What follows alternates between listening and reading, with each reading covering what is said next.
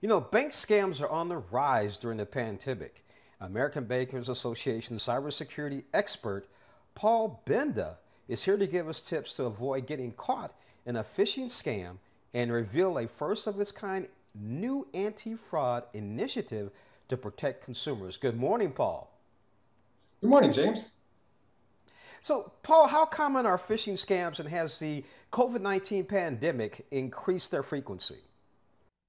Unfortunately, phishing scams are really common. Your spam email box is full. People are texting you now. They're sending you phone calls saying they're from the Social Security Administration, asking you for your Social Security number. And the pandemic has just made it worse. Some have said phishing attacks have increased by 400 to 500% in the last 6 months. Now, what are some of the new bank phishing scams to look out for?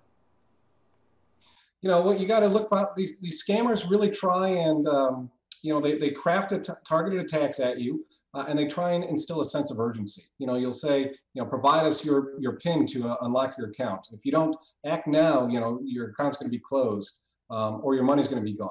They have that sense of urgency. And what we want to do is have people take a breath, realize, what banks would never ask, and then call the number on the back of your credit card or go to the bookmark on the website to make sure that you're talking to the right person.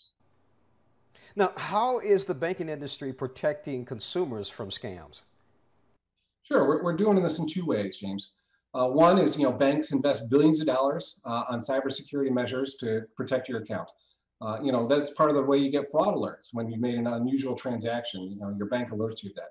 The second is we've launched this campaign, hashtag Banks Never Ask That. Go to banksneveraskthat.com. And we're trying to use humor to get people to think about cybersecurity in a different way. Your bank's never going to ask you whether you wear boxers or briefs, and your bank's never going to ask you for your one-time security code.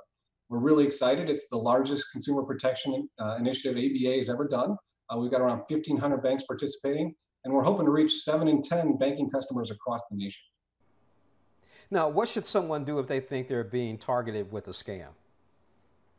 So if you think you're being targeted, one thing we'd say is stop and take a breath. Don't act. Call the number on the back of your card. Make sure you know who you're talking to. The other thing is just think about in terms of what banks would be asking and what they don't ask.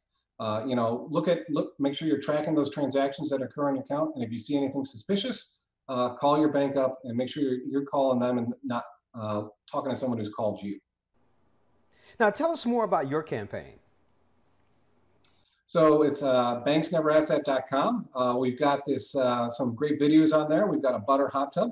We actually have a sweepstakes you can enter. If you take a quiz, there's 6 questions that ask you how well you know cybersecurity and how well you know phishing attacks. So we think it's going to be something really interesting. We think it'll be a fun effort for folks, and hopefully they'll learn something too. They'll learn how to protect themselves and their information. Now, where can our viewers go for more information? Go to banksneveraskThat.com. Paul Benda, thank you so much for joining us on Morning Blend. You've got me worried about my bank account now. Oh, James, just make sure you don't click on any of those links. You're going to be fine. I will make sure I don't. Thanks again. All right. Thank you.